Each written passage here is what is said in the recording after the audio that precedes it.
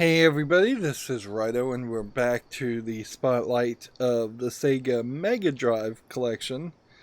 In the past I've been saying this was the Master System.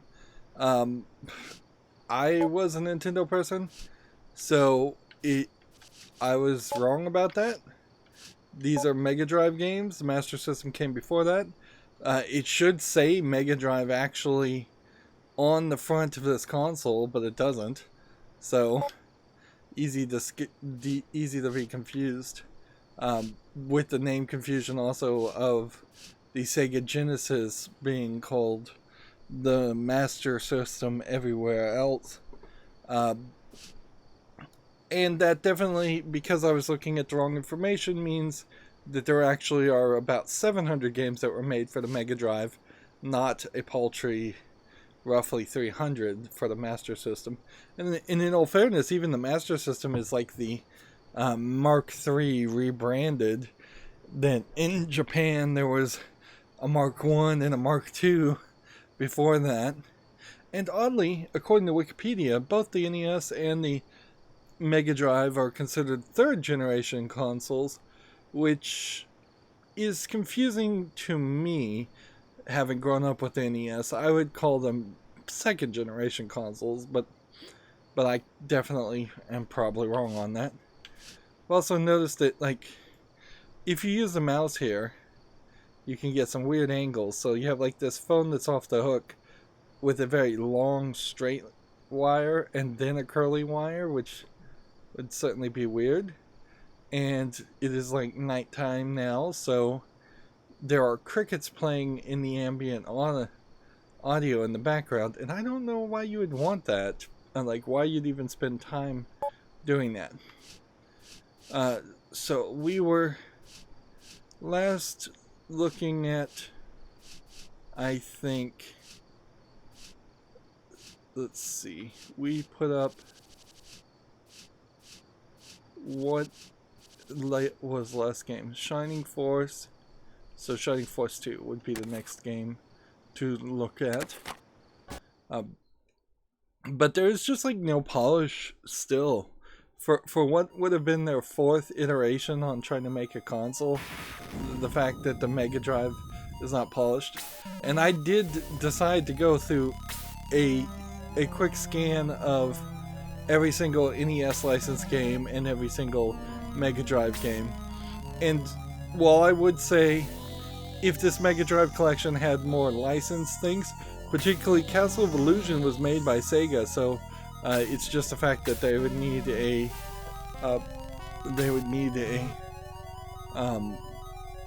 permission from Disney. I'm sure still that's the reason why it's not here. But if they did bring in more of their licensed product, this would be a much better offering instead of them only really offering Sega first-party titles or things that were clearly clearly designed to clearly easy to license again. Whereas if I look in comparison to the NES games, there's way more noticeable NES games that are licensed products that would be better even in that comparison, and just way more games in general. Notably, like Castlevania games from Konami never released on the Mega Drive system, so you have like 4 or 5 of those on the NES. Mega Man games from Capcom not released on the Mega Drive system, only the NES. So you have some companies there that, as far as big name for the time, third-party Japanese game developers that just wouldn't do business with Sega, by the looks of it, at least for their big titles.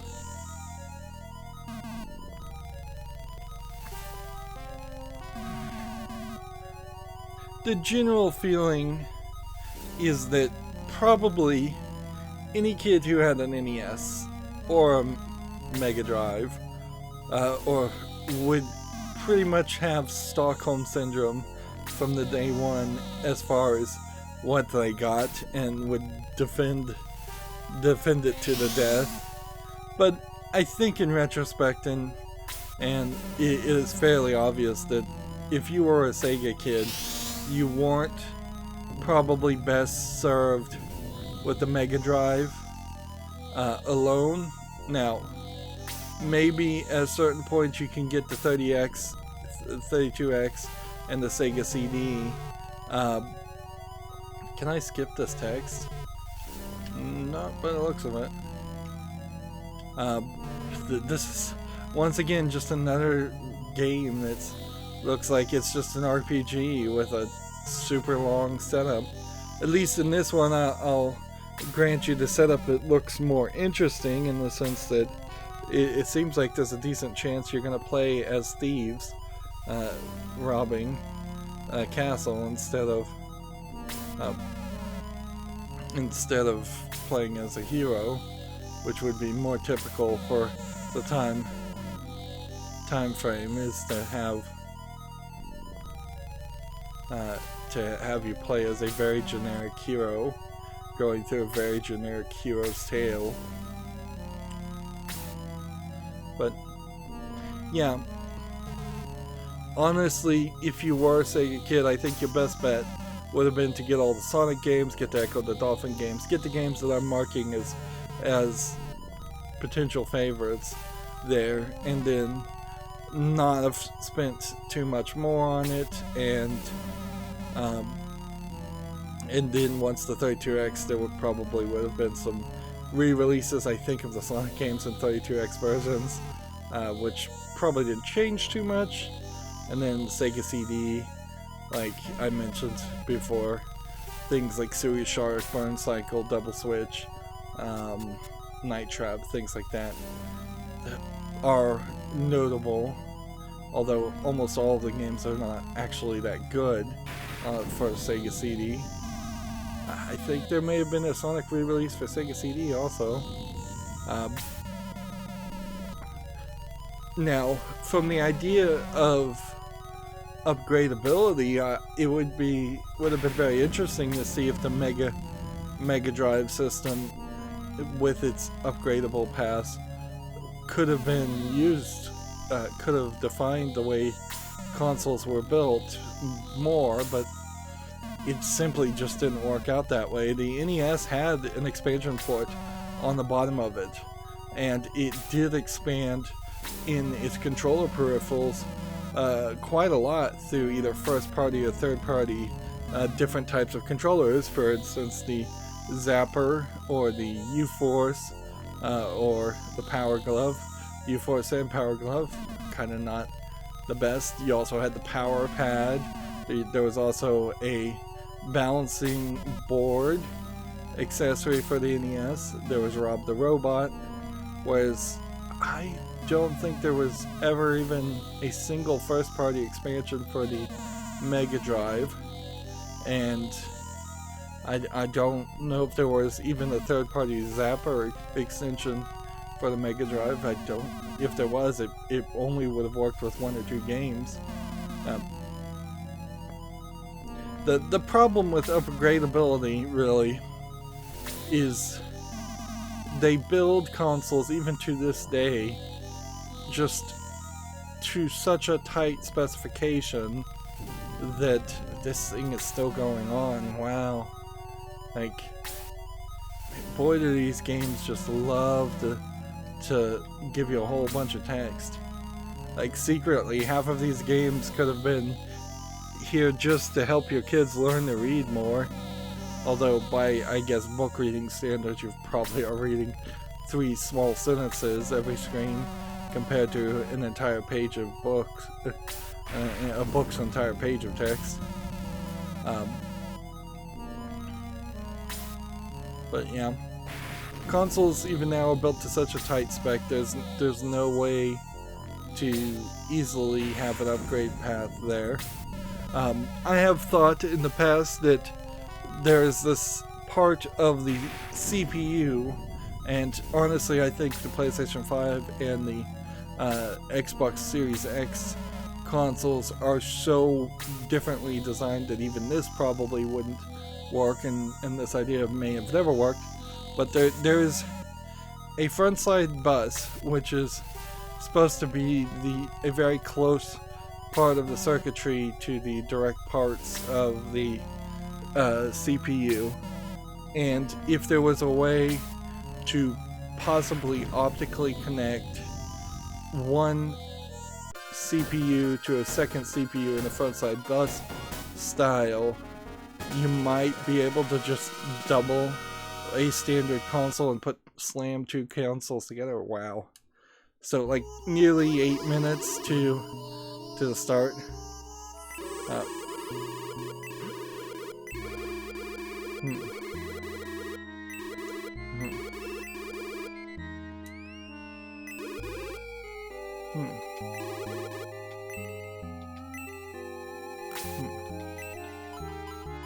Like, very often on these controllers I'm having to hit the B button to accept, which just feels very, very weird.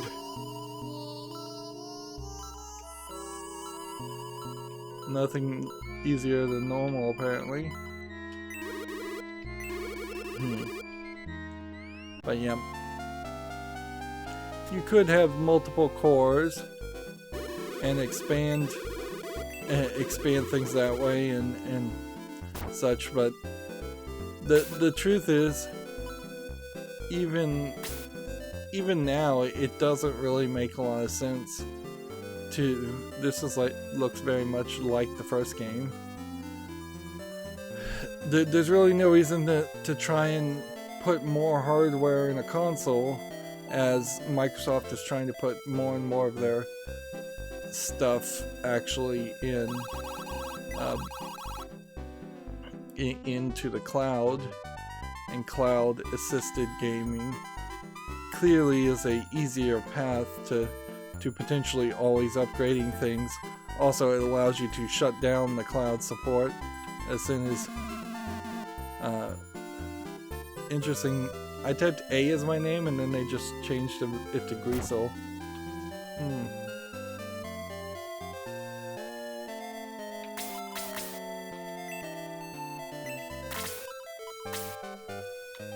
Let's see. This search. Interesting. That looks like something.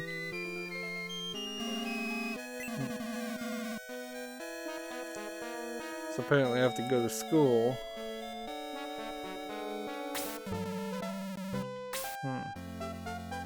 So the first part of this game would be wandering around looking for the school. And using the analog stick is not the right move. I can tell you that much. This clearly feels like a game that should be played with the D-pad and the D-pad only.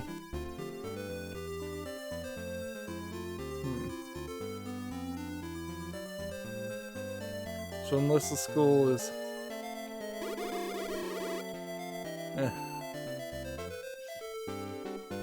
Yeah, you run into this problem, don't you? Where it's fairly easy to just not even know where you're supposed to be.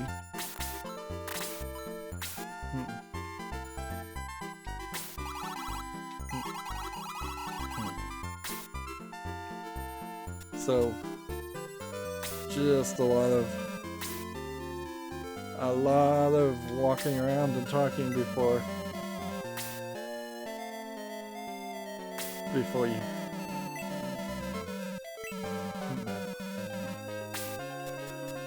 you could even start to get somewhere. And that's the same problem we had with Shining Force 1. The good news is that the crickets don't play when you're playing the game, but it does feel fairly silly to have games.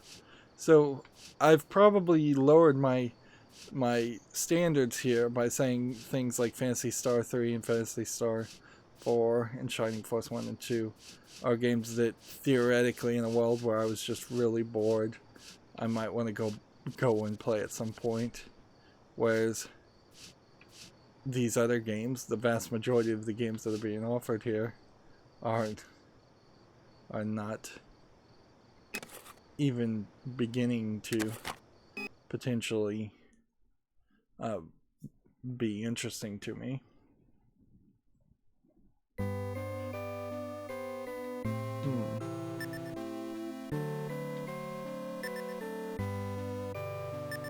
I think we already played this game.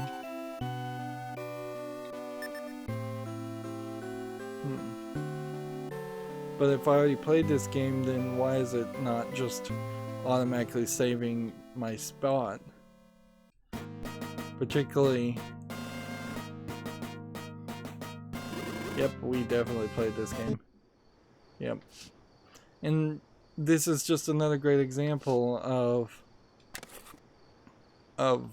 where if I was using the way I configured RetroArch, I set them up to automatically save the save state when you exit and load the save state when you enter. So it is just this constant experience of continuing to play the game. So you can have a 5-minute experience in a game that originally had no save files. Right. So there's magic. There's Shinobi throwing. This time you can jump up and throw things and down. You only have a certain number of kunai, but it doesn't really look like you're throwing kunai. It looks like you're throwing, well, just yellowish, orangish things.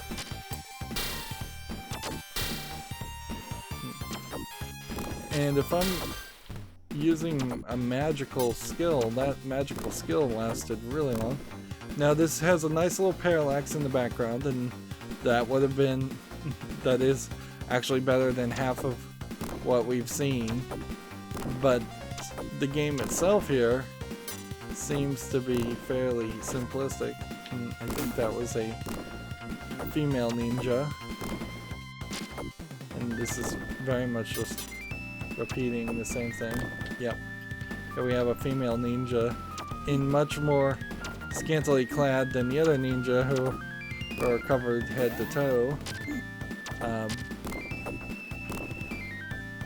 One assumes that this is probably the traditional way in which ninjas, if they ever truly existed in the way they were depicted, would have been dressed as covered completely.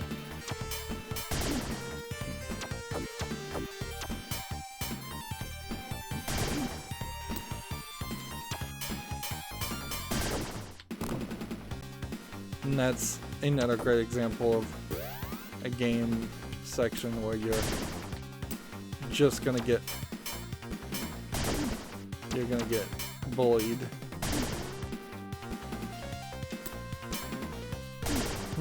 I just don't have any magic, so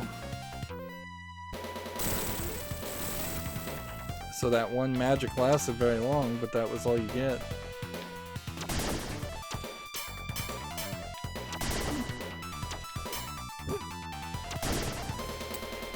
And he changes color, interestingly.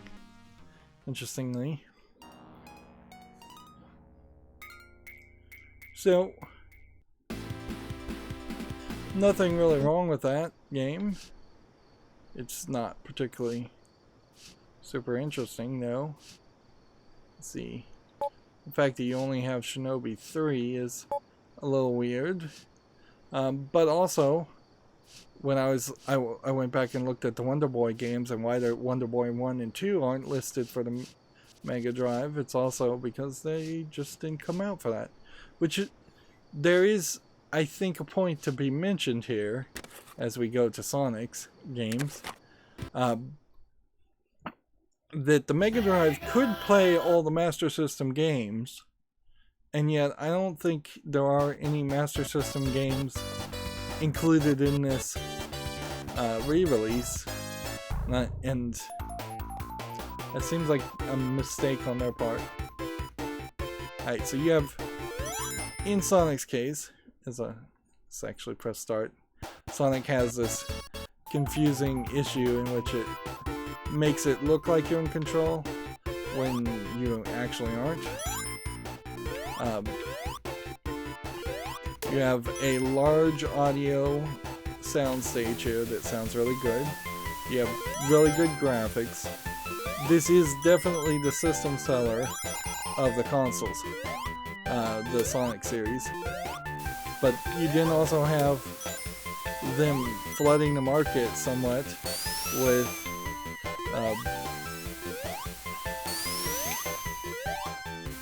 the Sonic series, releasing them fairly close to each other.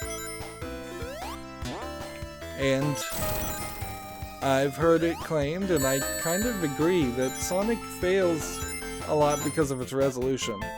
It encourages you to move fast, and I'm repeating myself a little bit here, but then it punishes you if you move fast because you then have less time to react when there is that inevitable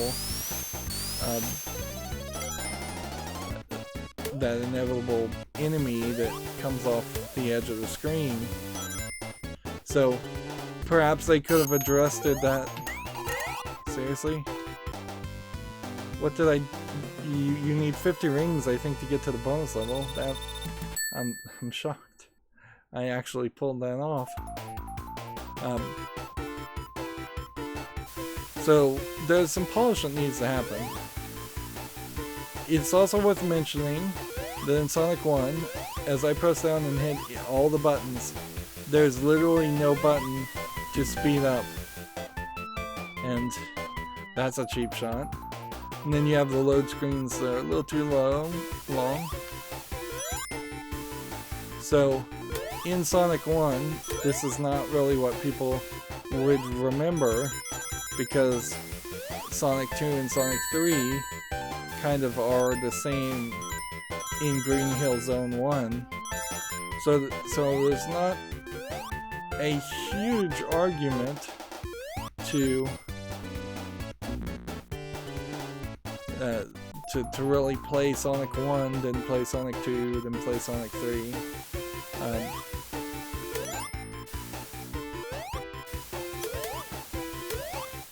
You also have a weird system that is not too different from the Cuphead parry system, really, where if you're spinning, you attack an enemy, but if you're not spinning, you hit the enemies. I would also say that their story here is weird, because it is your friends of Green Hill Zone, the animals of Green Hill Zone, that you are in fighting because they've been turned into evil robots by Dr. Robotnik, or Eggman as he originally was called, and yeah, I cannot get up that edge. One would think you could just run here and do that, but you have to run back quite a lot to then potentially get cheap-shotted.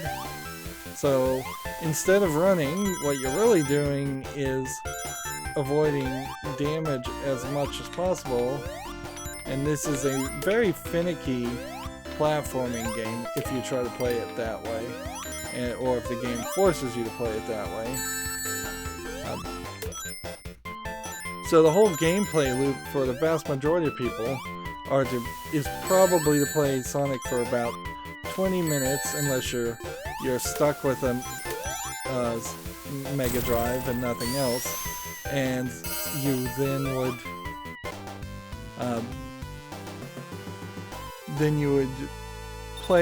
play Sonic for a little bit, but not actually get anywhere and not actually succeed. And since I didn't personally own a Mega Drive as a kid, that would have been my experiences, as playing at a friend's house for brief sections, and I found it interesting enough at the time. There is an argument, though, because the Mega Drive was not so all-encompassing as far as having higher quality games, it may have left the Mega Drive kids a little bit more varied in their activities, whereas Nintendo kids might have a slightly higher chance of becoming video game fanatics who only play video games and nothing but video games.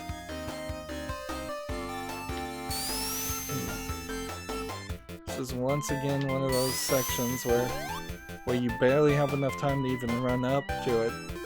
So yeah, Sonic 1, not something I would really recommend playing, but it does have relevancy, so we'll try and put Sonic in the favorites list. Well, we can't put it in the favorites list. Interesting. So there must be a minimum requirement here of 7 games in the dice to separate the favorites list. I was wondering what the dice was going to do, but yeah, if I was to take off Shining Force 1 and 2, then I can put Sonic in. But at certain points, then if this is the way you pick your top pick, then you take out columns 2, and you maybe take out one of the Golden Axe 1 and 2, and only play Golden Axe 3. Which honestly, I think maybe Golden Axe 2 might be better. And then you get rid of Echo Jr. And then at a certain point, you may have to just get rid of one of the Fantasy Stars, or one of the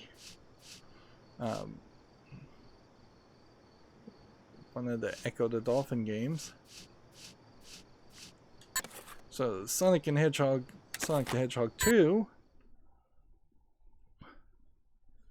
In comparison, introduces Tails as a second player,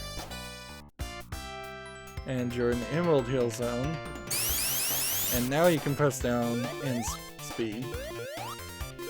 So this is where I would actually recommend you starting to play a Sonic game, is don't play the first one because it's too slow. There's a few examples of arcade games that also have that problem. And see, here's a bouncer so you don't lose momentum, and again a bouncer. So they adjusted every little issue that just got an extra life that would have been an issue for players. Seems like it's a lot easier to just hit A and hit something. Notice I have 74 rings in this time, and it doesn't open a bonus at the end. It opens a bonus when you have I think 100 rings at a checkpoint. But just much more air movement, much faster potential movement if you want to play it that way, much more controllable, but still running into the core problem of Sonic games, which is to say that I don't think they ever really addressed that issue, because what you want here, and I would say this is also the case. Here we go. Here's a bonus.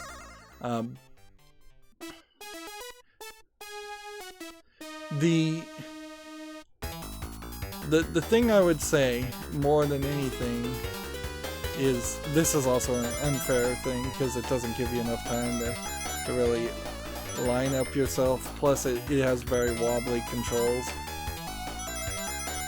and eventually, if you want to get all the emeralds, you're gonna have to do it perfectly, and even then you had to do it perfectly. And that's kind of a great example of where a second a second player might help you. Whereas a game like this, normally you wouldn't be benefited by a second player.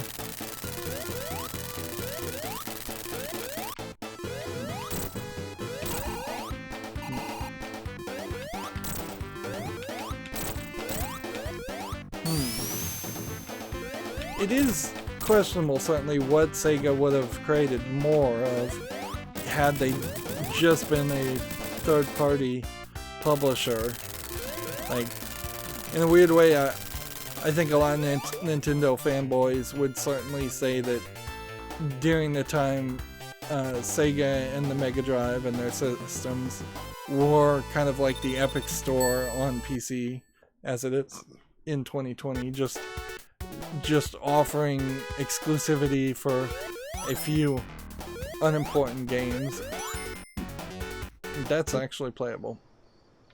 Like, this would be the one game. So I suppose if you were to only spend the probably $3, I bet it's more expensive to get Sonic 2 than it is to get some of the other games. But if you were to spend whatever it costs to get just the Sonic games when that was originally available, and they didn't just bundle all these games together once they realized that they couldn't sell the vast majority of them, it probably would have been a decent thought. But again, I kind of feel like you probably should just consider games like these abandonware, morally speaking at least, because like Sega's not really doing anything with these original games. The last time they made a game that played, there was a 2D Sonic racing game. It was a fan-made game that they just let the fans make their own game, and that fan-made game turned out to be way better. This third game introduces a third character in Knuckles, who has, and it introduces water and swinging ropes. He has kind of this wall climb ability and gliding ability, which I'd argue changes how games plays. It doesn't really, I don't think it really fixes a lot of gameplay, though.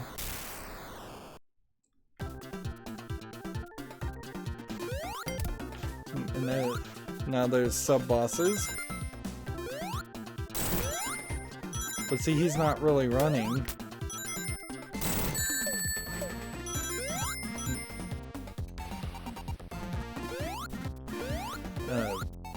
For the most part, he's not running. So while I could see the general idea here of introducing a character that's even easier than playing as Sonic, you're also violating the core principles of what your game is, or going back to the core principle of the first game.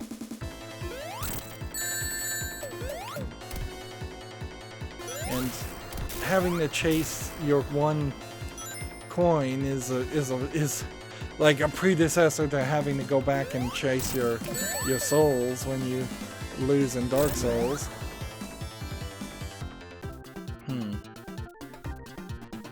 You would think at this point that it would be nice to hit a button and potentially swap, but you can't do that.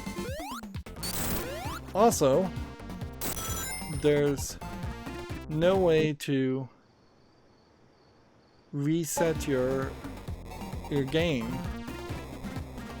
Not easily. Let's see. You have to go here, press Y to reset the cartridge to show the loading animation again.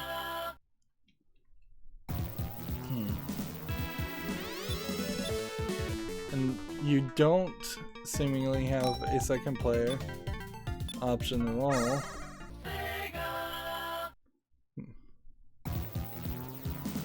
I hit the B button instead of hitting this. Kind of a large amount of save files.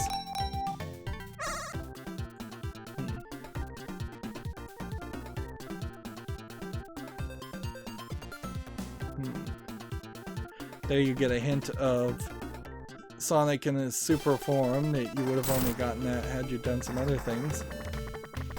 This is a fairly different game.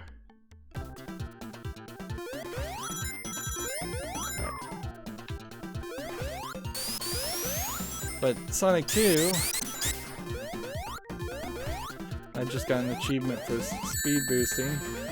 You get like ridiculous achievements in this for doing very basic things. You just run into this problem now where you have a world that's not really well designed, and I think they just got really lucky with Sonic 1 or Sonic 2 to make some decent level designs, and then they never really figured out a way to repeat that or take those good ideas. Instead they tried a whole bunch of other things that didn't work.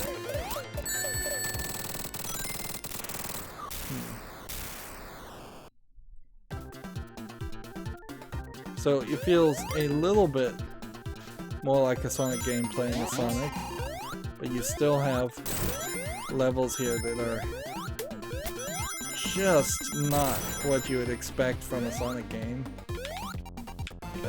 I don't expect sliding.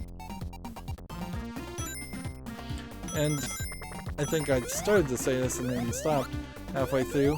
You do get the feeling that this is much like playing either one of the Mirror's Edge games, where you just want to see that expert run, that speed run by an expert. You don't probably really want to play a game like this if you're going to die, and then it's going to reset you to a certain point. And they introduce this where it starts falling, where you can do this and keep it up in the air.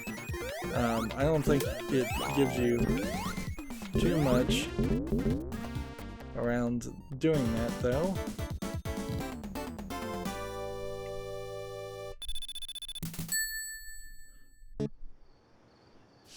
So yeah, Sonic 3 and Knuckles also, I think, deserves to be a favorite. Next you have Sonic 3D Blast, which I thought that would have been a 32X game, not a Mega Drive game. You can see that the advertisements in the load screens have gotten even crazier. And here you have Traveler Tales, which I eventually renamed themselves as TT Games and fairly exclusively made Lego games, if I'm not mistaken. And they're really trying to push 3D graphics way too early at this point. Even the Super NES really couldn't handle 3D graphics. It wasn't until the Mario 64 that there was really an experience. So yeah, by the fourth game here, they've got somebody, if not Sega directly, they let somebody change what Sonic was in a very drastic way. And I think the buttons might be backwards compared to the other Sonic games. And it just doesn't work, and it pretty much has never worked. There really has just never been a good 3D Sonic game.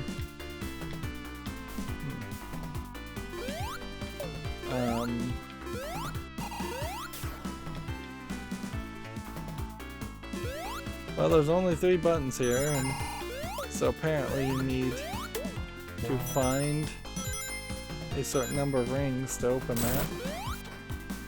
This looks very influenced by Marble Madness, which, again, I don't know if Marble Madness was even ported to the Mega Drive.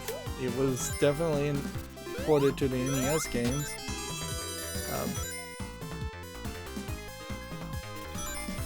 I'm not sure if I'm supposed to be freeing people or if I'm supposed to be getting just rings. Because it looks like there's... No, you literally have to defeat all the enemies on the level. That definitely feels like a different kind of game. And inherently it puts you in more danger than a Sonic game typically would put you in danger. And that's not how you want to go about making a game. Okay, so you then collect the little birds after you hit them, and then this is the first time I think I've ever played this game. Not good. It violates the principle of Sonic games should be fast, and that they should be, you should have choices in your path, and you should be fairly free-flowing. There we go.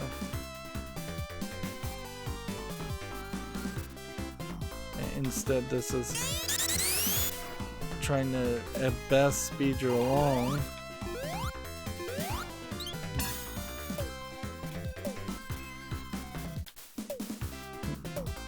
Then you just have to precariously position yourself to the next area, in which you then can die. Yeah. I wouldn't call Sonic 3D Blast worth playing. Now, I would call Sonic Spinball. This is my favorite Sonic game, just because I'm a fan of pinball. Although, in all fairness, I would say Sonic Spinball does take it in a different direction. It'll be interesting, though, to see where the controls are, because it's just the buttons. So you have slight control, unlike pinball, of Sonic. So there is that. And for an Xbox One controller, you have the X button for the left flapper and the A button for the right flapper. And there's a decent amount of potential saving of a bad shot. Like, you're not just gonna get as many cheap shots as you might playing, like, because you have what is effectively a central bumper there. But this certainly isn't the best pull emulation ever. It probably was a decent pinball emulation. Have I been calling this pull? It's pinball.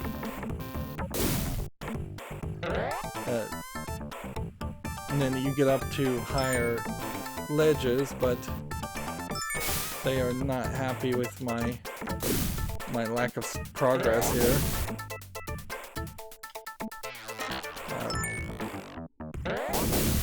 And generally, I would say one thing a lot of people don't know about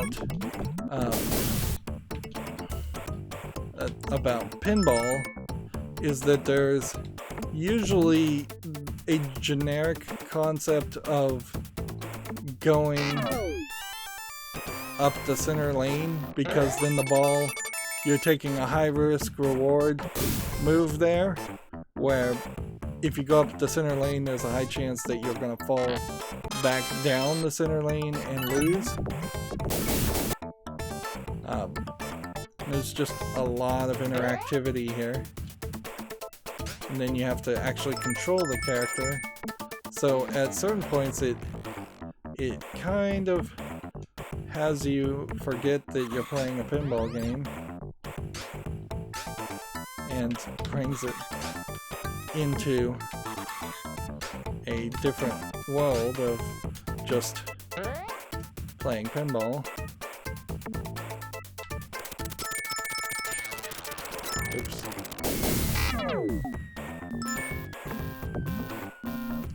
And then there's a mirrored version over here. In fairness, I think there's actually only maybe 5, maybe as high as 7 pool tables, and this first one is the one you'll see the most, and as such you're not going to, it is also probably the best one.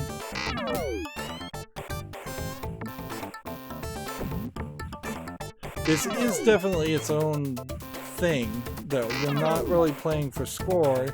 If anything, the game is discouraging you from trying to play from score, with the enticements to speed up.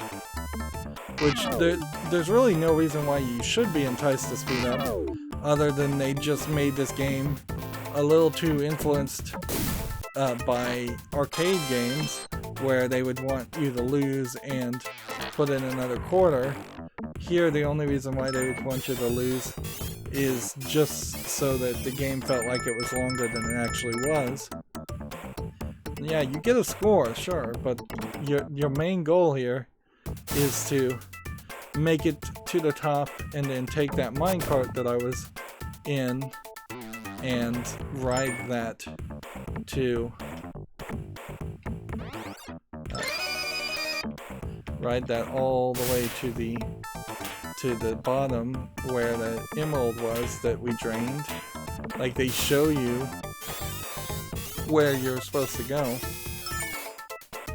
This is also kind of a great example of a game that, with quick load and quick save, you could fairly quickly beat the whole game, whereas without those abilities, which weren't available originally, you're kind of doomed to struggle.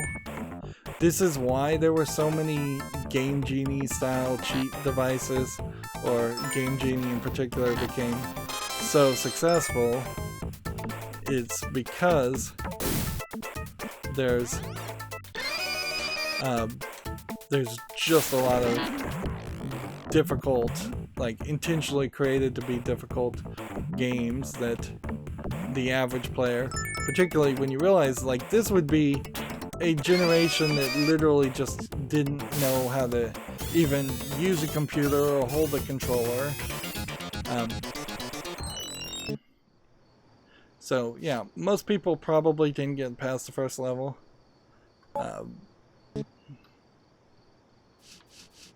And that is still a issue. Next we have Space Harrier.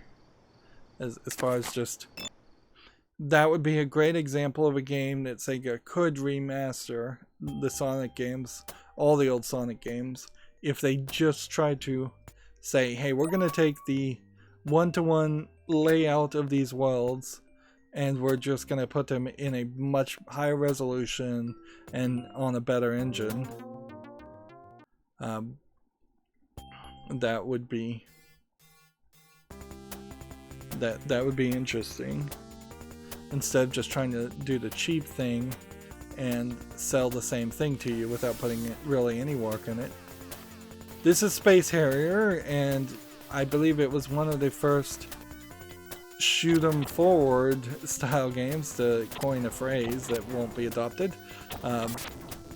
It's a shoot 'em up, but instead of shooting upward on the screen, it's using 3D environments, and it's faking 3D environments very well.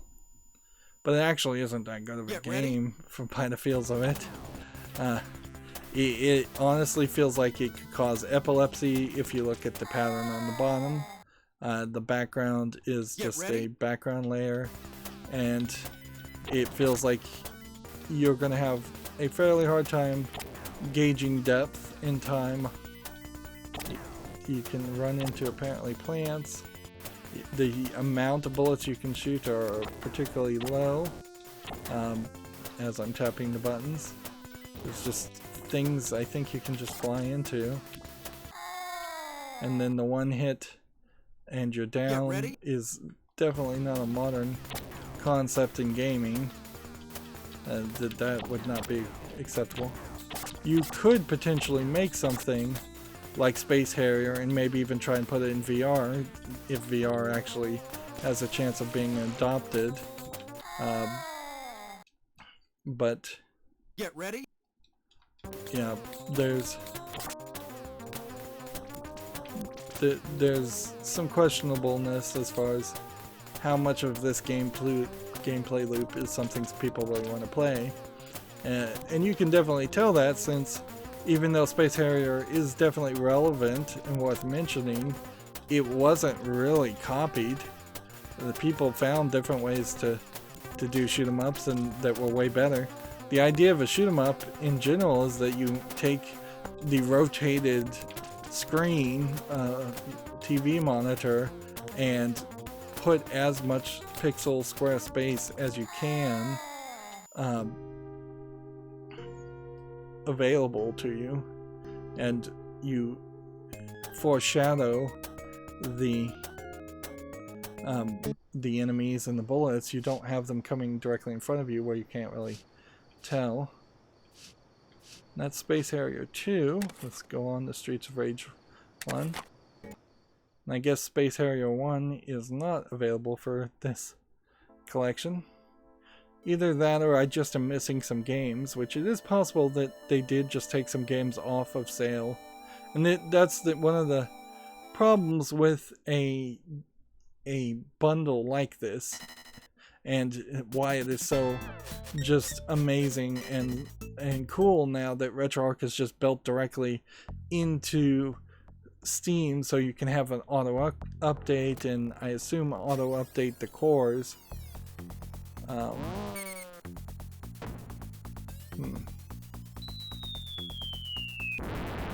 Interesting, I just pushed a super attack and it scrolled back 3 screens.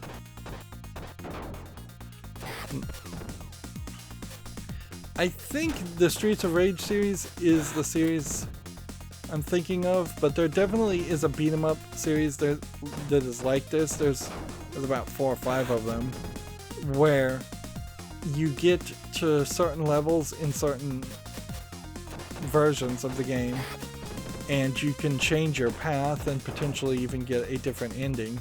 And that is something that is slightly interesting for a beat 'em up, is to have diverging paths, although that does also mean there is less work. I mean, more work on the creator's part. And this definitely feels very slow with not that many enemies on the screen, and yet I'm still getting enough hits to move me forward. Let's see. And I don't think we've got in this version any weapons. Nope, we do have weapons. Is a billy club? Nope, it's a bottle. There might be an issue of encouraging teenagers or adults to break bottles over people's head, but I don't think Sega would have cared. And then you have a pipe. So by modern standards, not really violent at all. By the standards of the time, this could have been kind of a great example of just a hugely violent game. Remember, this would have been before the ESRB, so you could certainly easily make a case for parents accidentally buying Streets of Rage for their kids without knowing what it was. And it's not like it was particularly standard that there would be screenshots or warnings on the back of the packaging. A lot of times the games were so expensive you might not even be able to see the packaging, even before it became kind of standard in Toys R Us a decade later, where you would have like a ticket system to get a game out from the back. There were times in the original launches of these games where you would go to something like a Sears and Roebuck, and there would be a video game counter with a counter salesman behind it, and he wouldn't give you the game until you had already paid for it. And yeah, I don't know if there's anything to say particularly about the mini-skirted female character we're playing as. And here we have a female boss. The male to female ratio is still not 50-50%, and it never reached that point. But at least there are some female presenting characters, and I say female presenting because if it's not the Streets of Rage series, there is definitely a series like this where Poison is introduced as a transgender character. I think that's pretty much always been the case too. It's not even like a cross-dresser. They may have labeled her as a cross-dresser originally, but they've now gone back and said she was transgendered, at least in the Japanese versions. In the English versions, they say Poison has always been a female, just to avoid controversy, which is kind of silly in modern time. It doesn't actually play any role or any part in the game. It's simply just a blurb written about it in the manual about the character. And yeah, this doesn't feel like this is the branching path game. And I think Poison is a bad character. And then you have a bikini-clad girl on the poster in the background. But this does just feel very 90s as far as its presentation and its appearance, and I can't hate that. I'm noticing though that there is a rather high amount of glitches I've seen, which I don't know if that's just because it is accurately emulating the Mega Drive, when more than likely for regular people you would want some bug fixes and inaccurate emulation in the sense that you wouldn't emulate the bugs.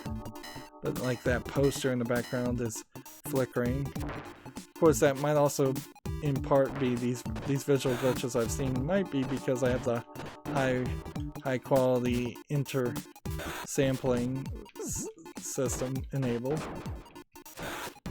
Not that my computer can't handle it.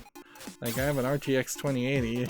There's no way my computer should be able to have any trouble with these games. Like, that would be, I guess, the ultimate irony is if you hit a certain point where modern video cards are so focused on doing modern things like ray tracing and 3D graphics that they can't accurately depict old 2D graphic games. But that almost certainly would never happen because I think secretly NVIDIA and ATI both know that a large amount, see the little glitch back there?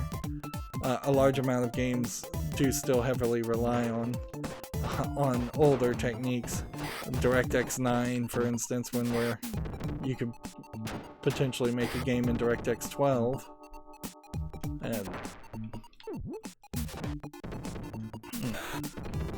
But yeah, plenty of games were designed to use DirectX 9C, or just DirectX 9 in general, and actually very little consistency as far as adoption of DirectX 10 or 11. And honestly, I don't think there's even that significant of a increase in quality between DirectX 9 versus DirectX 10 versus DirectX 11 versus DirectX 12. There's just feature creep more than anything, and probably small improvements. I was wondering if I was gonna see an actual boss here.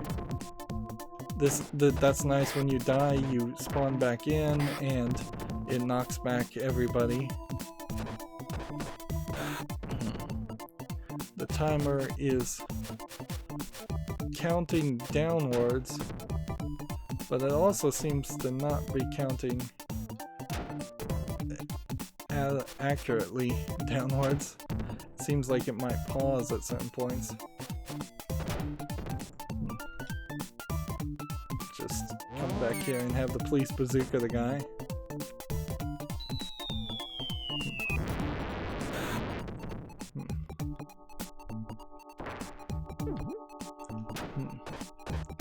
But you can hear that the audio is fairly generic for what you're doing. The sound effects could get fairly repetitive. The amount of enemies you fight can be fairly repetitive. There is definitely improvements.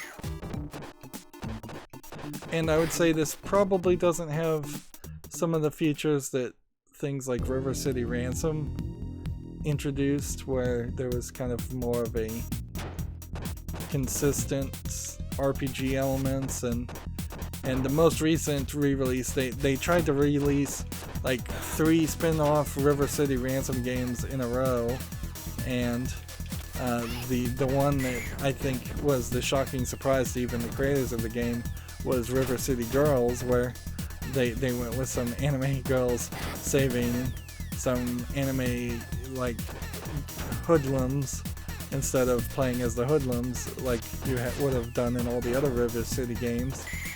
And it was just nicely animated and had some different systems to it. So so there actually was something to that had some replayability and some beat up functions, and it had a bunch of collectibles, just a bunch of modernization concepts to make what is a very generic gameplay style like a beat 'em up game much more reasonable.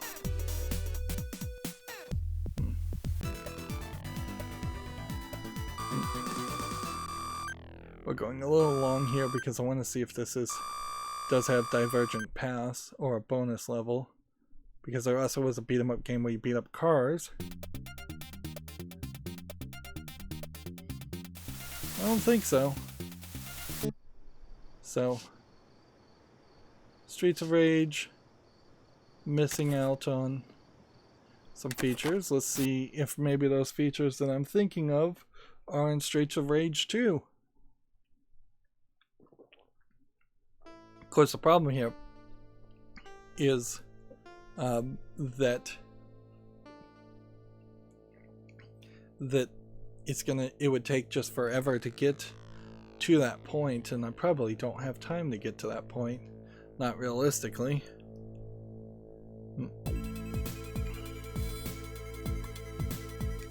So now you can play as Max, and so you can see at a certain point in the 90s they tried to have more people of color in games. Now the Japanese don't know how to really deal with any kind of foreigners, particularly black people. They, like, Asians just never see black people, don't understand them at all, so they often do come off as racist stereotypes, or just like racism in Asia often is from ignorance more than hate, is how I've heard it described several times. But yeah, you can play as Max, you can play as Axel from the first game, you can play as Blaze, or you can play as Skate. So they knocked up the number by 1, and they got rid of one of the characters. Now you have a jump attack with Skate, but that seems to made it fairly hard to, like, you can't just jump in general now, and you have to be standing fairly still because there is a combination happening here between what I'm pressing with the control pad and what I'm accomplishing when I press the A button. But this is pretty much the same game. You're starting in the same area. They're trying to put some more 3D feeling to it. They've zoomed in a little bit so that they can draw the characters a little bit better. This is certainly a point that would have to be considered. This guy doesn't seem to have a special attack at all, so they got rid of that. No bazooka.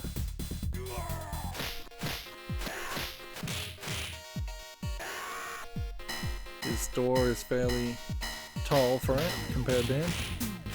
People are now jumping out of the sewers.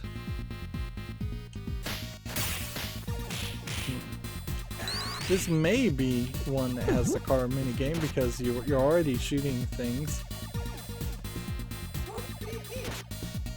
The guy's just running with a knife and is still managing to do a decent amount of damage.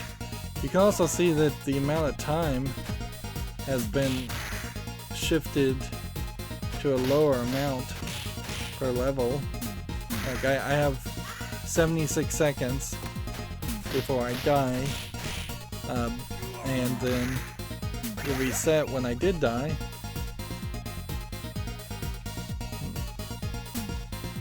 These guys are programmed to kind of not get close to you, so you have to kind of back off the edge.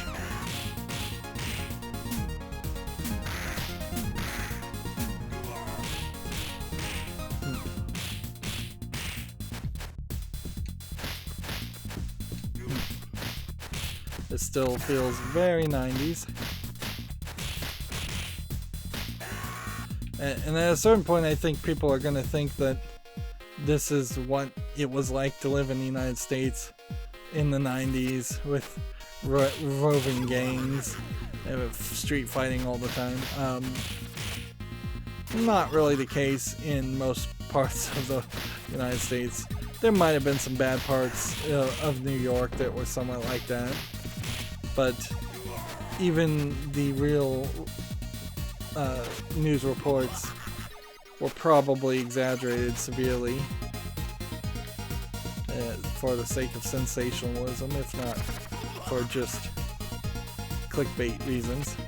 Like, we probably are approaching the first generation that will grow up understanding the idea of clickbait more than anybody else, and they won't be fooled.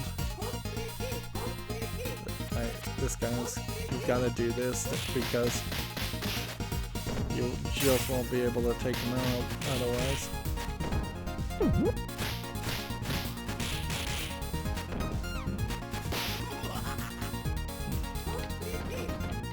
So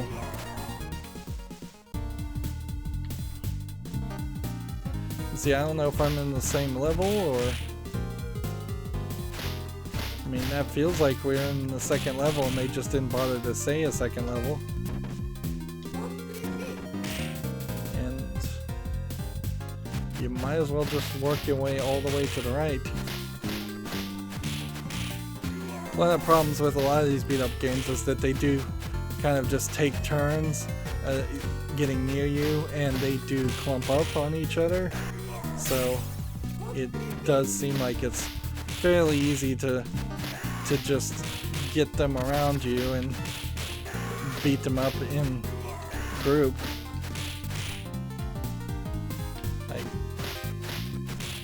I know there was like I think it was Baki the Grappler, one of the Baki the Grappler animes, where the guy said, even if 100 people are gonna attack me, they can only attack me at 4 at a time, because they're kind of right there. It doesn't matter how big a group is, only so many people can surround a single person and try and swing to throw a blow or a kick.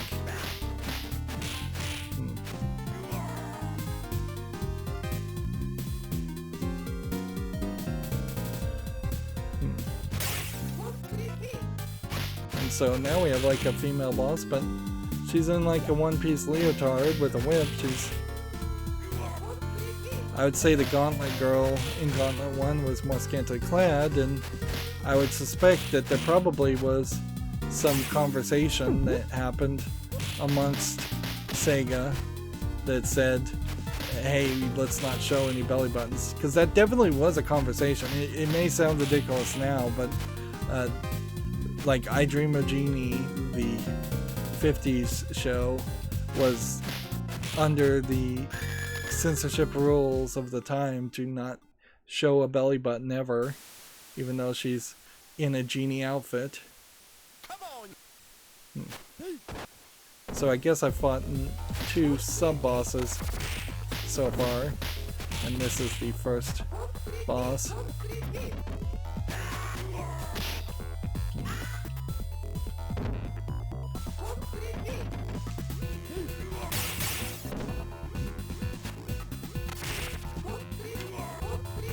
Like, oh, he definitely does different things when you're pressing the same button. And I don't think it's randomized. I think it does have more to do if you press down and the X button, you'll do something different. So pressing up and doing this and then down and doing that probably isn't a bad idea. But it doesn't seem like it actually works either.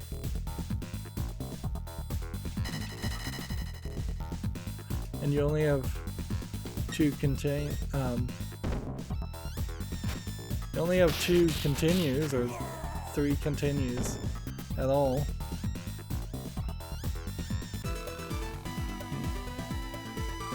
So that's stage 1, and that's really long. Let's see if there's a bonus level in this.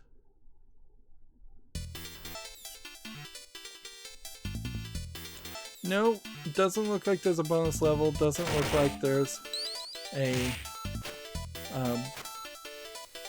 level select in these versions. So if that's Streets of Rage 2, let's try Streets of Rage 3. And I got an achievement for playing that.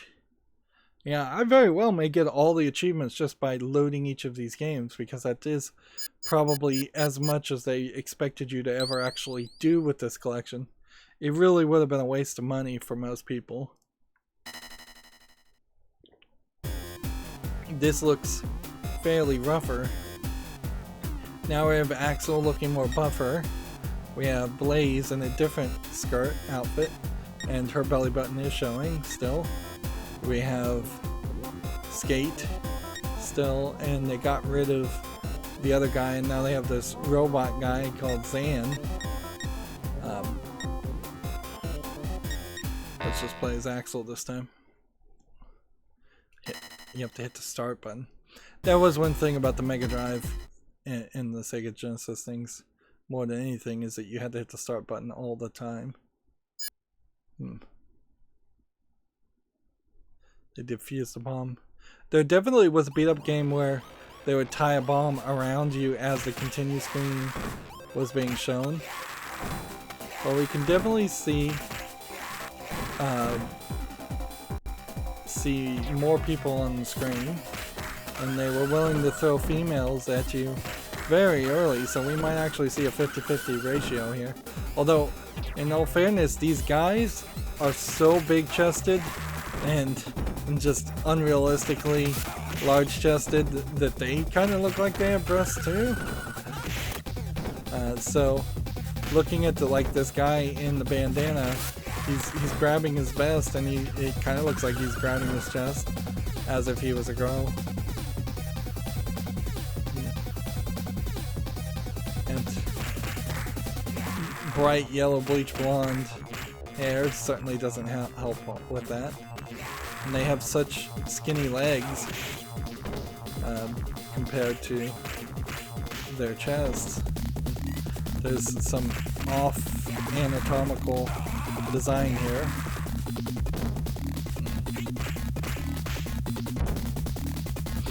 I can't help but feel like a lot of game developers thought there was a lot more violent impulses in and people that they wanted to act out than there actually were.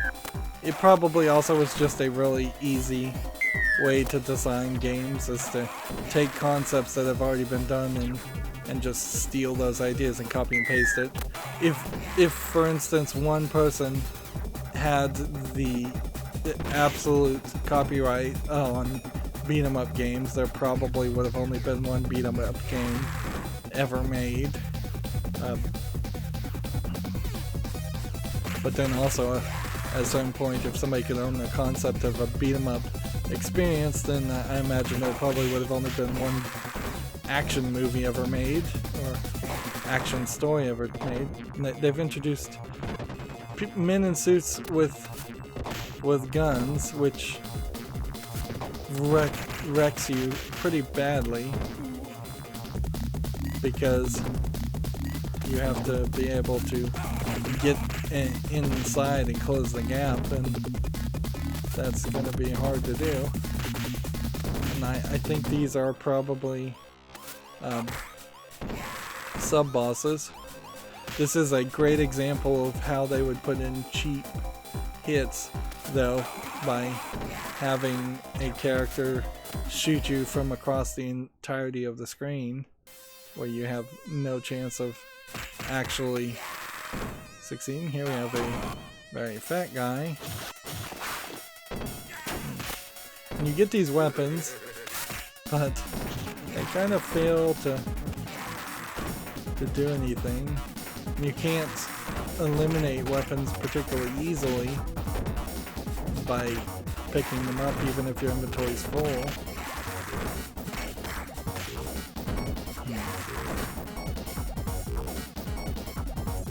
And you certainly have to just suspend your disbelief in that there are clones of Dwight here, the exact same character, and that's been the case with all the people. Lots of copying.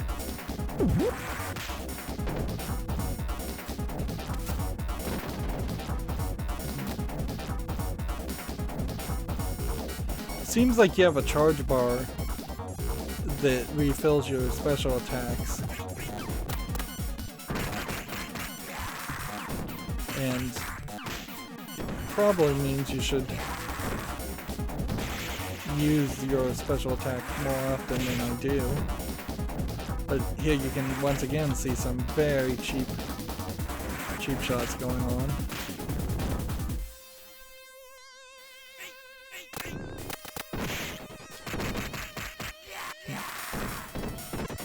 You can still hit the super button, it just probably doesn't do as much damage.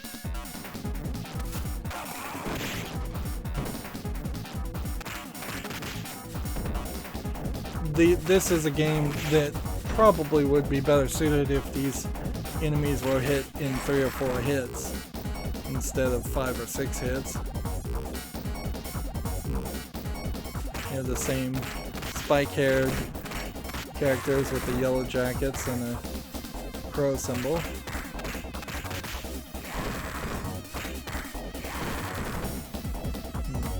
Totally missed there.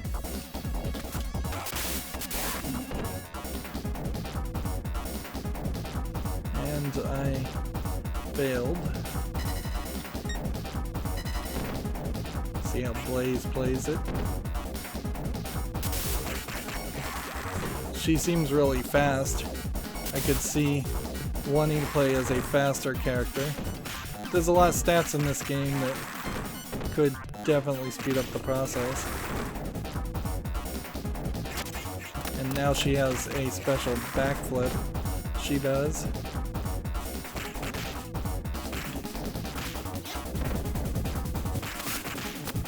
But it's worth mentioning, Streets of Rage might be the bad one of these. Or it may not really even matter at this point. They may all be equally worth playing, in the sense that they are very possibly not worth playing at all. Just because even if you do have some nostalgia for these games, playing the first ones in the series are not really worth it. I've always felt the same for like the Final Fantasy games, where there might be an argument to spotlight Final Fantasy 3, 4, and 5. In actuality, the truth is you probably should just play Final Fantasy 7, maybe the remake of 7, if that is actually finished as of the time of you start playing it.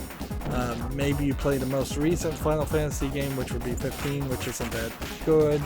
Or maybe you don't do that and you just play Final Fantasy 7 and 13 and 7 Remake. And maybe you play the spin-offs of Final Fantasy 13, because there's Final Fantasy 13, 13-2, and Lightning Returns. So there's some consideration there.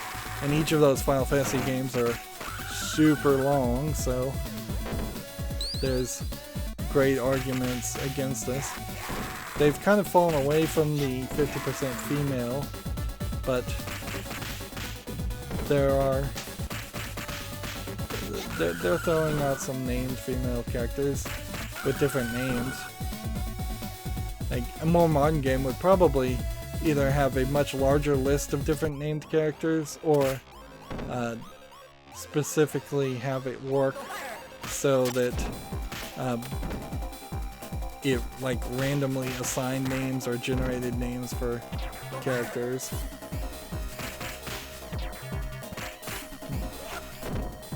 And this guy's and his ninja skills are gonna wreck me. I'm not careful. This was probably a great example where I would need to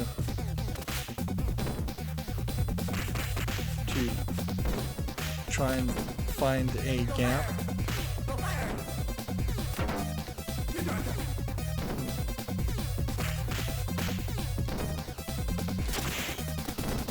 Let's see if I can get a couple more cheap shots and full hits on them.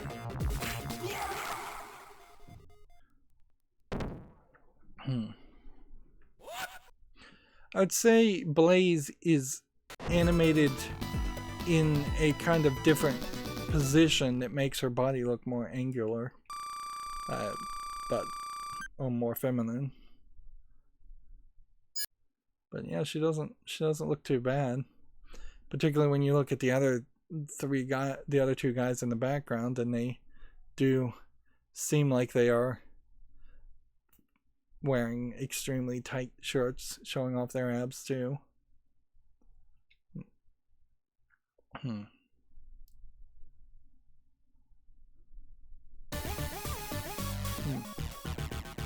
They move things around, but then we're back to the same street location. So they wanted a consistent theme, certainly.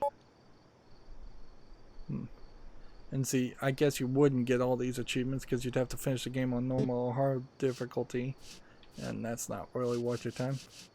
So yeah, I don't really feel like the Streets of Rage series are relevant enough that you'd actually want to go back and play them, other than to highlight them and say, yeah, it's a beat 'em up game.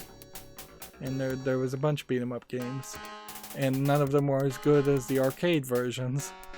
And a lot of games on consoles were just poor ports of the arcades, which the arcades had probably been around for a decade or two earlier, before things like the Mega Drive and the NES. So this is just a Space Harrier game that makes a little bit more sense, but plays even slower. And almost certainly they were pushing the technology as hard as they could to get this 3D imagery. You're having to fly this like a helicopter, in the sense you have to pull back to go upward and press down to lower yourself. It seems like you might have a bombing ability, but yeah, in that quick loss, I know that Super Thunderblade is not an interesting game to even begin to play.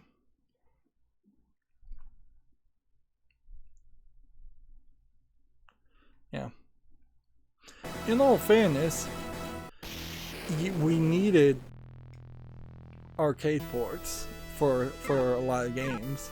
A lot of games probably did fairly better because they had arcade ports and sold better, and it's very few kids or very few adults even would have been able to have more than 3 or 4 arcades at most, and to buy an arcade cabinet would have been the equivalent of probably $4,000 up for arcade cabinets.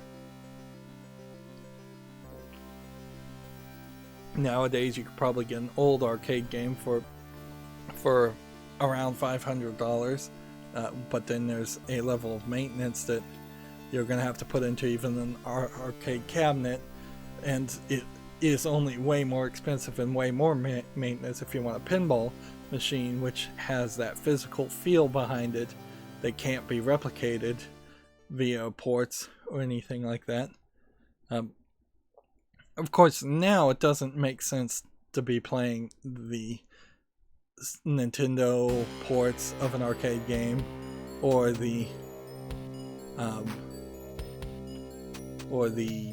this is another one of these games that really you would have to play with the D-pad.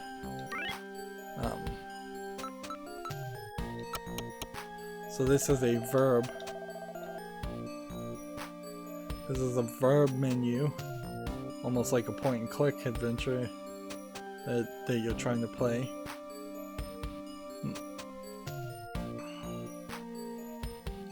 This looks like just another JRPG. It doesn't look particularly well animated or particularly well designed.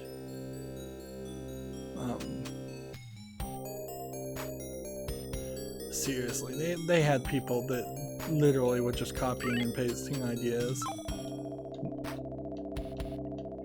from other creators. You see the same thing over and over again.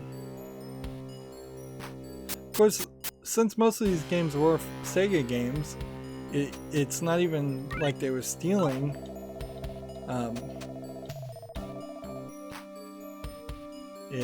Because this would have just been Sega sharing code and animation and ideas with their own internal departments and their co-workers.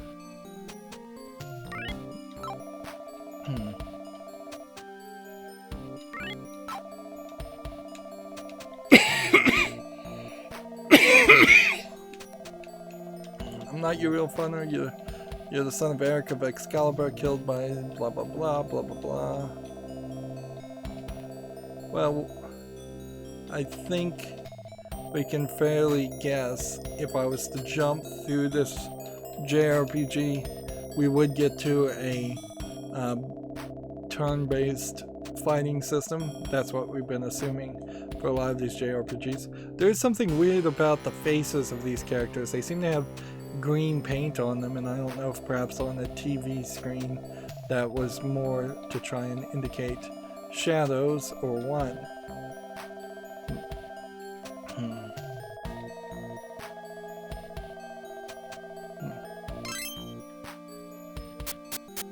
Like, then you have this girl that doesn't seem to have green paint on her face. And plenty of other people that do seem to have green paint on their face. And I don't think it's supposed to be a pattern, although it might just be a pattern.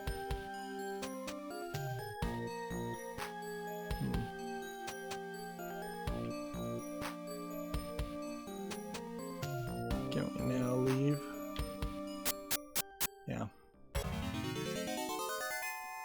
So yeah, it is just a straight up dungeon crawler. Well, not quite a straight up dungeon crawler. I have no abilities. So I left unequipped and died.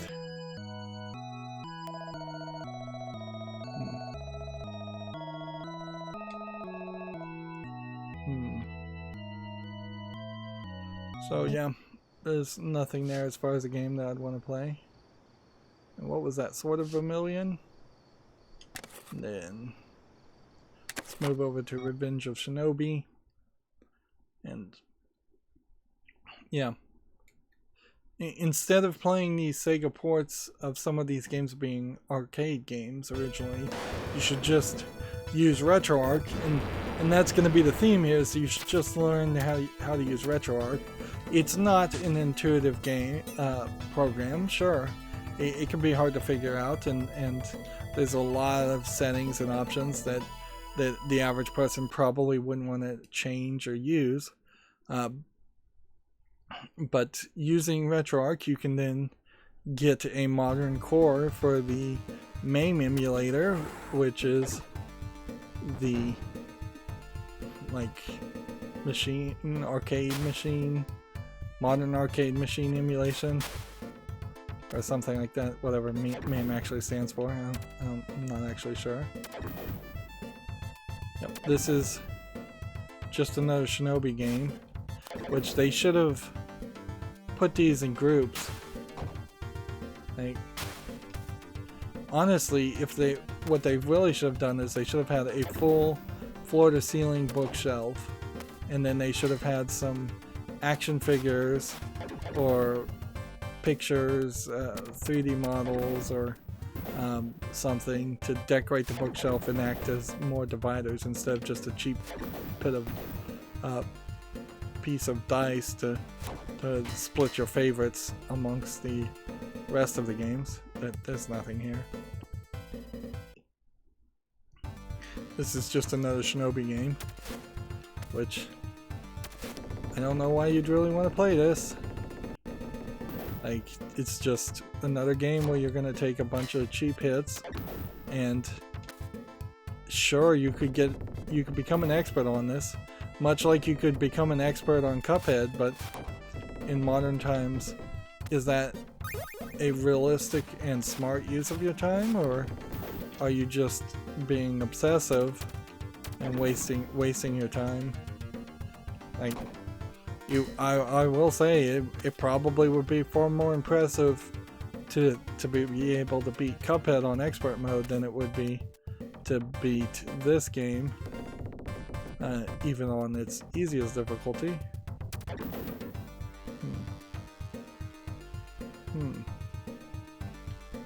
Well, that's weird. I can't figure out where I'm supposed to go,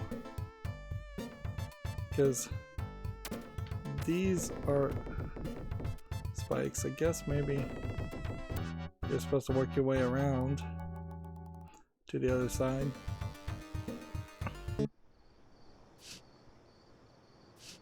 But yeah, there's no reason to want to play those games. In all fairness, I would kind of say the same is true for ToeJam and Earl.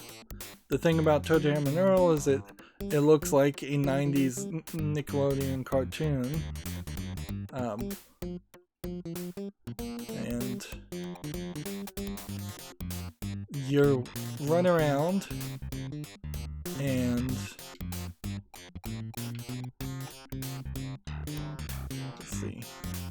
You're searching for, I believe, Christmas presents for Santa Claus is the story. So it's a run around hide and seek game where you're not really doing too much. You get in these elevators, they take you upward, you can fall when you're at a higher level and potentially land back on a lower level. And you may have to do that to find all the presents. You have to find all the presents. It's wacky animation with wacky characters, and even the most recent continuation of the series doesn't really change it in any way. Like, you have these guys, and they're, let's see,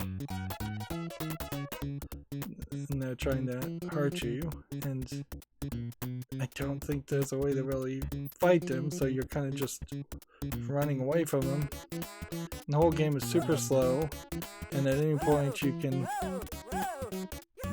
jump off an edge if you want to, and it will land you safely if you're where you are supposed to be. And you can see that there's reason why you would want to do that. But I can't really say that the ToeJam and Earl game is actually worth playing, because it just has a flaw in its gameplay mechanic. There is also, I think, a bonus part where you're kind of playing a line rider style game. You're also looking for ship pieces, I guess. I've never played these games myself. In fact, I haven't played most of these games that I've spotlighted and looked at, and I am in no way like more interested in playing any of these games, and I've had them for quite a while too.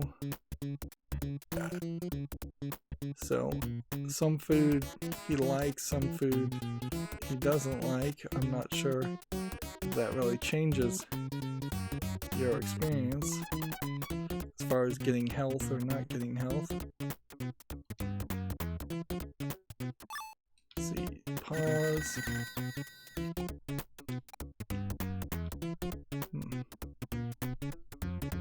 But there's no jumping, where you would think with these floating platforms there would be jumping. And you can see the map is slowly getting revealed. And somewhere there's a telephone ringing, which that's an annoying sound to have playing. But it's not like you're running out of time and that's the alarm sound of, oh, you're running out of time.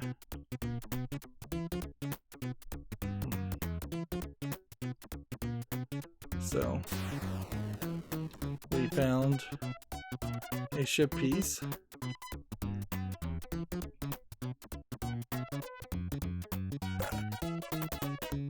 And let's see.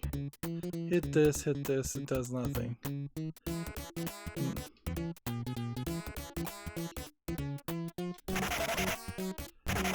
So now I have enabled a running ability. I don't know how I did it, but I did it. I tell you, the button layout's still kind of a nightmare scenario.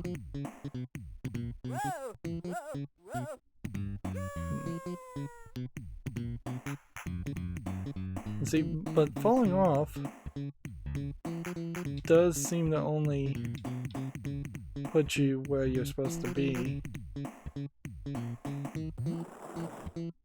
Oh, and you can jump in the water in this case. And then crawl out. Interesting. I didn't realize you could do that.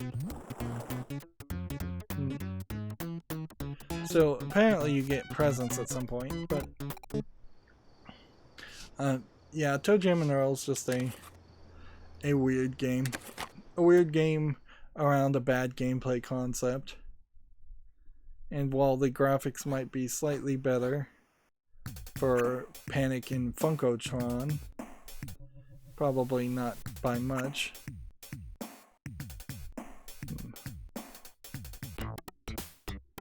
Well, this is a very different game, isn't it? Now it's a side-scrolling platforming game where I can't go any further because there's because I selected the wrong thing. Let's reset that console. So you can't select ToeJam and Earl. Well, you do see an example here of the of a real effort to to have some second player controls.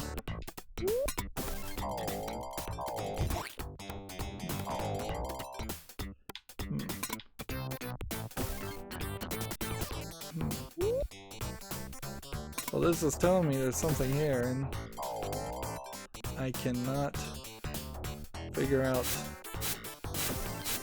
anything to do there with any of the buttons I have.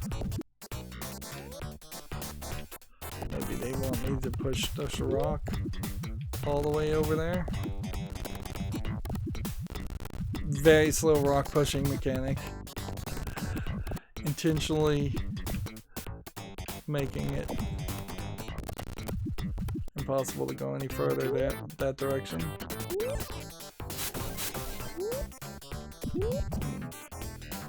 So it probably was supposed to go that way. And notice how that enemy just ran right past me and didn't attack me.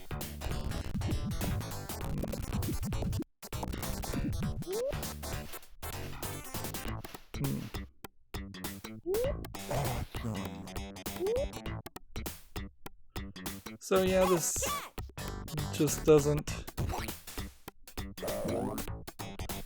feel like any kind of game you'd really want to.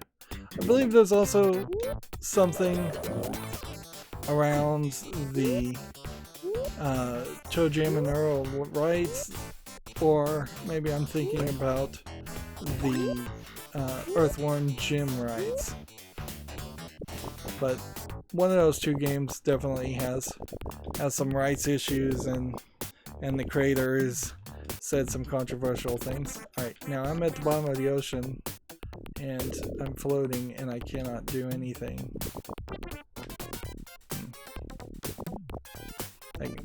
Apparently you have to tap the button, tap the other button. There we go. And then I run out of oxygen. Yep, nothing there. And I've not bothered to put anything in the favorite section, but I would say Vector Man might be a good example. Vector Man here has kind of a unique startup screen because it's actually a mini game here, and I believe you can actually accomplish something if you do it right, but I'm not sure what. And while a lot of these games are labeled as other things, they were either published by Sega or the companies were acquired by Sega for the most part. So Vector Man has vector style graphics, 3D polygons at least, and from what I recall did feel somewhat playable as a game that was kind of a run and gunner, but it did run into the problem where I think this happened a lot for these kind of Sega games in particular, or the Sega console games, is that they were not really targeting themselves to kids, and thus they weren't making the games easy, which probably led to the failure more than you would think, because even adults who had played games in the arcades weren't particularly expecting to know how to control and play games that were made for this console, with its controller being very different. Like, it is easy to forget that an arcade machine would have had a big old joystick and a couple of buttons, to say the least, if not as many as 8 buttons that you were smashing.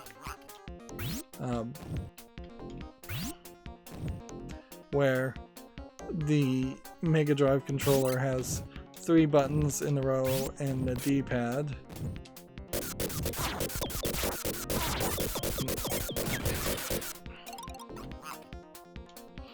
In all fairness, this is a great example of a game that I have nostalgia for and actually do remember playing, but playing it right now, it's nothing. There's nothing there of interest, so maybe I played Vector Man 2. But I also felt that definitely with Sonic too, like, and so even Sonic Spinball. The games feel way slower, way clunkier, way uglier than what they felt like in my memory. I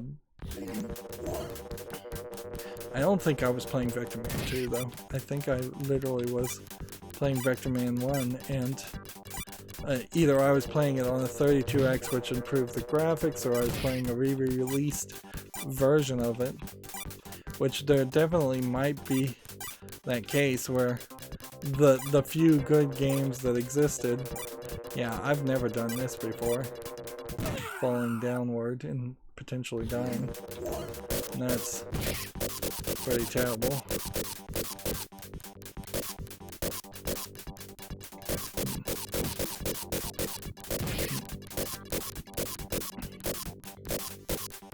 This is really bad.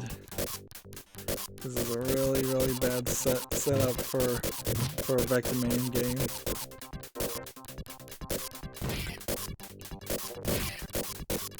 And if Sega's idea was that all the games were supposed to be somewhat fast like Sonic, you definitely run into a lot of games that didn't follow with that idea. So that was like the entire first level was just landing. And yeah, these graphics do look better, so I feel like maybe there was a 32X version of Vector Man. But yeah, this is just a shooter platforming game. In all fairness, if I was to try and compare this to something like Commander Keen, it is at least playable, whereas games like Commander Keen, which are also old games that you can get on Steam, are almost completely unplayable and weren't really controllable or playable even when they first came out.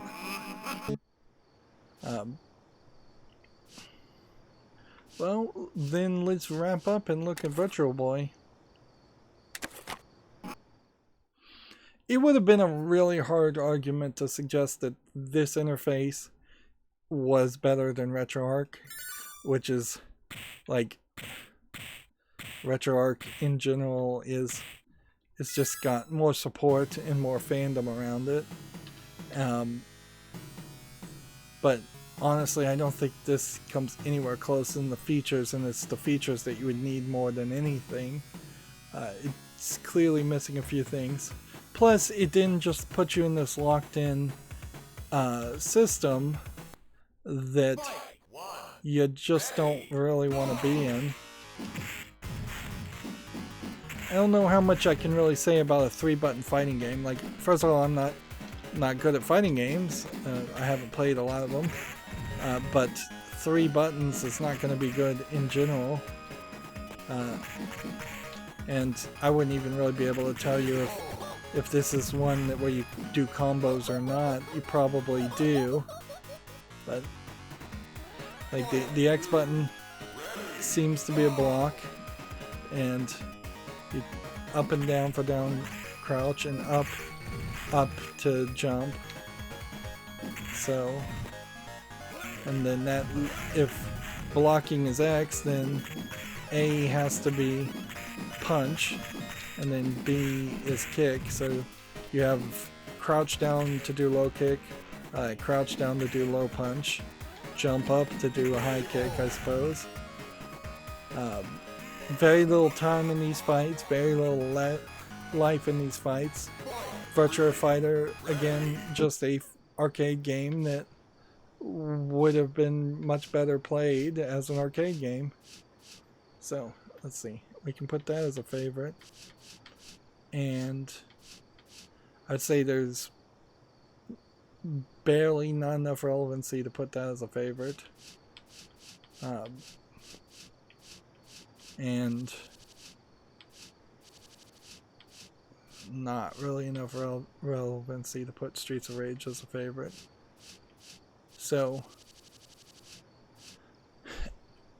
at the end of the day, of what I would say is probably about 60 games of 700 that were available for the Mega Drive,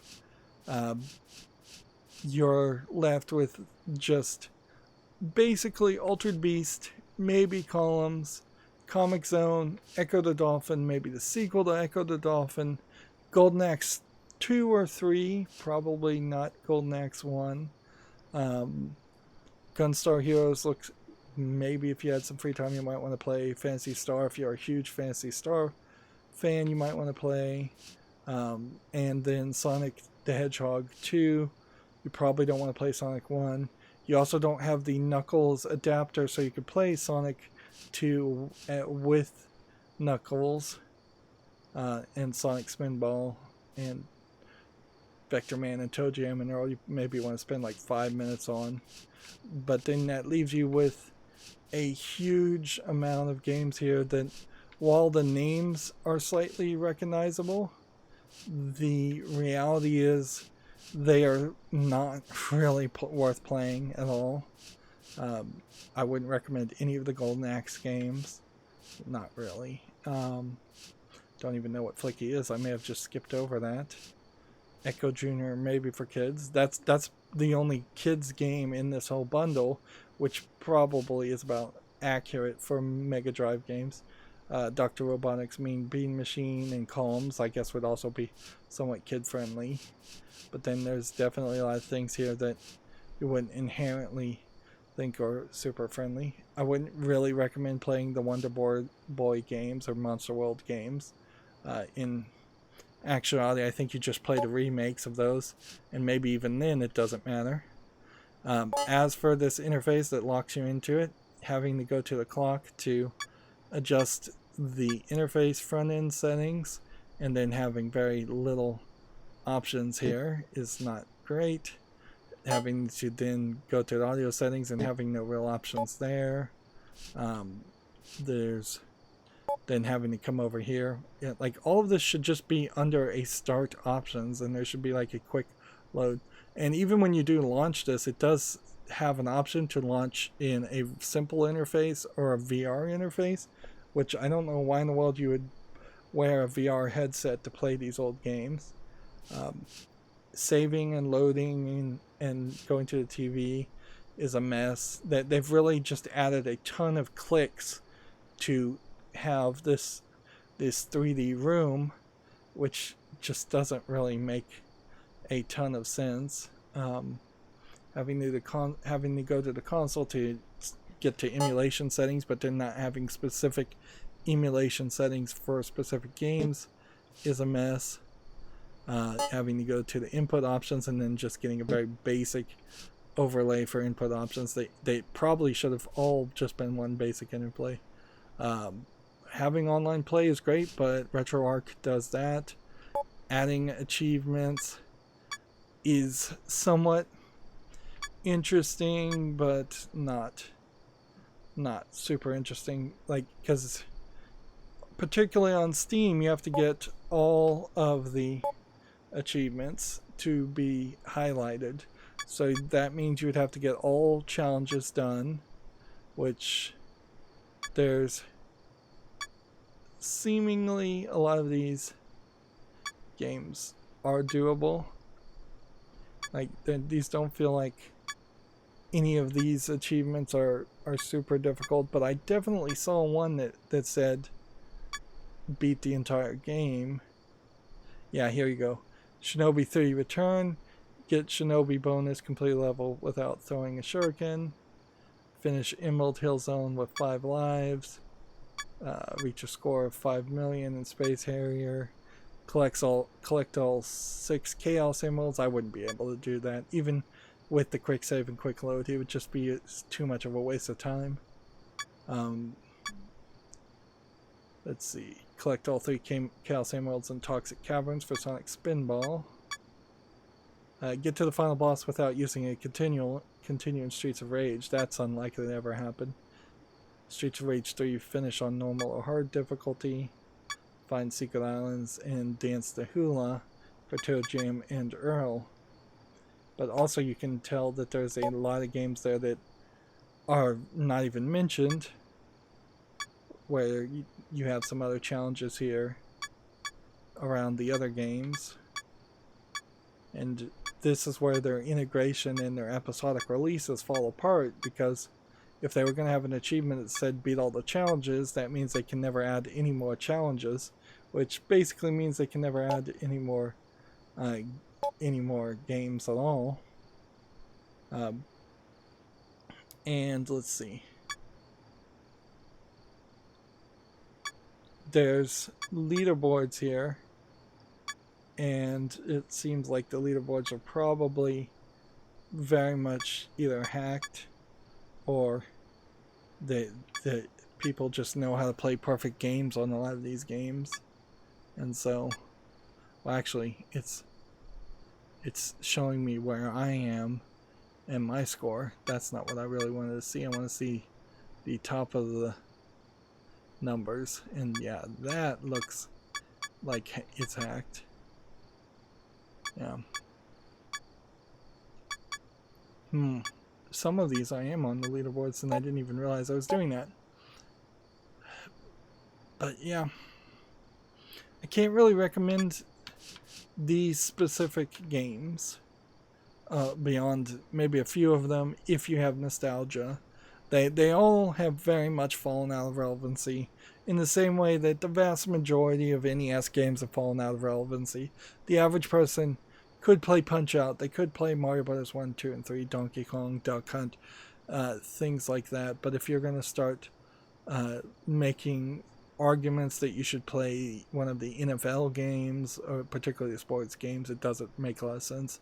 I think a lot of the Disney licensed and movie licensed Batman games, Indiana Jones games, things like that are much more relevant still today to play an old NES version and see, oh, this is what a Batman game was in 1985 versus this is what Batman looked like in 2018. So there might be some interesting look backs and retrospectives in that direction, but otherwise you're kind of just left with no good reason. And it seems to me like Sega didn't even make this. They shopped it out to a third party, and you can see that there's not a ton of people that would have worked on this. Of course there wouldn't be. Look at the books in the background there on the credits. 90s fashion and apology. Cassettes, a dying medium. The intentional... the internet invests now. Adventure Comics, which... D3T Guide to Games. And Y2K The Lie. So yeah, these are not the games I'd recommend for most people. I wouldn't recommend going back and playing old games like this too much.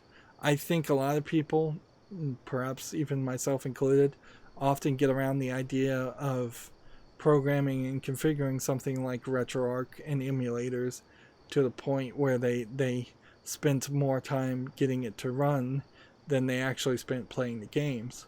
But it is always nice to have that option, and sometimes you just want to sleep easy knowing that if you ever wanted to go back and play the original Legend of Zelda on NES, you could do that, and you could do that on your PC just fine. You don't have to pull out a NES console and a cartridge that probably would not work on a modern modern TV, even because it wouldn't have the right plugs in it. But it becomes even a harder sell when you're talking about the Sega Genesis, because you really are limiting yourself down to such a small selection of good games. Like the poor kids that had Sega Genesis, they were not well served with the quality of their games or just the amount of the games. And it would have been interesting but very odd for the time if Sega had just not brought its console to America and just ceded the console's space only to Nintendo,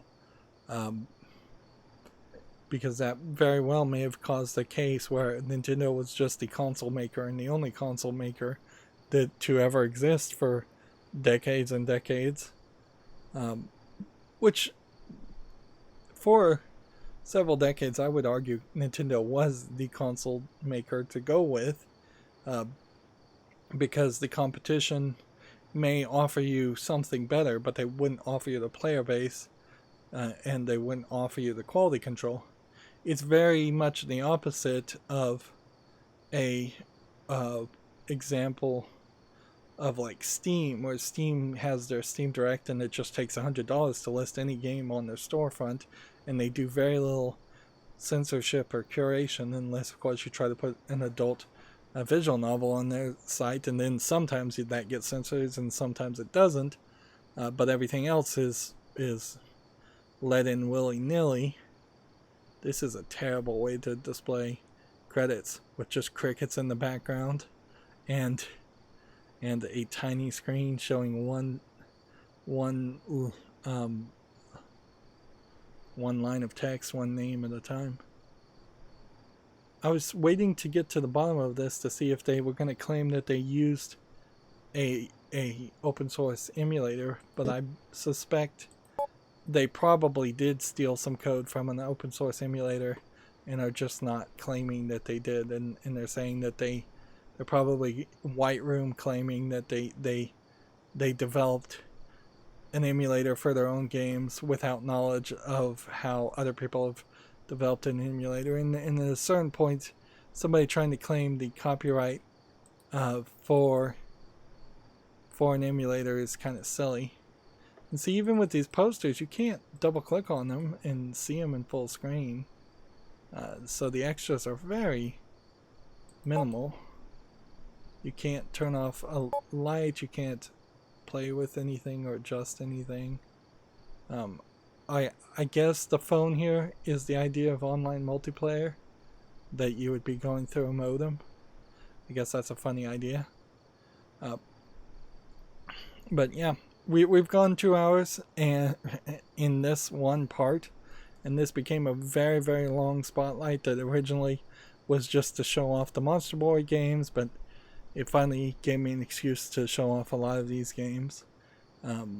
Honestly, I don't think there's any old games that really need to be played. That there might be a few.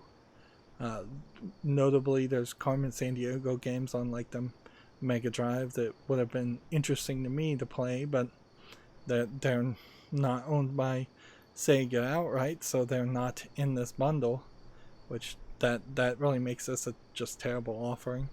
Go use RetroArch instead. Go figure that out. And then sail the high seas, as they say, to find some ROMs to test out. And I think I will end on saying, morally, I don't really think anybody is being hurt that deserves not to be hurt if you do get a ROM that's 30 years old. I think all of these are abandonware despite people reselling them and putting a fancy single screen interface over it, in the sense that morally, the person who made these games, the actual creators, they're not getting royalties on these games. No video game developer ever, I've never heard of a single one ever getting royalties on future sales, or even in the 6-month initial launch window, people getting actual royalties or percentages for the amount of units sold. Sometimes they'll get a bonus if a game sells over 1 million or 2 copies in the launch window, but I've never heard anything as far as 30 years later you might get a penny for somebody buying a game on 99 cents. So when you buy something like this, and you pay 99 cents for a ROM of a 30-year-old game. You're not giving any money to the creatives at Sega now, because let's face it, Sega's not really being creative or making any new games. So you're not funding the development of new games, not really. You're not funding the people who should be rewarded for creating these games when they were created.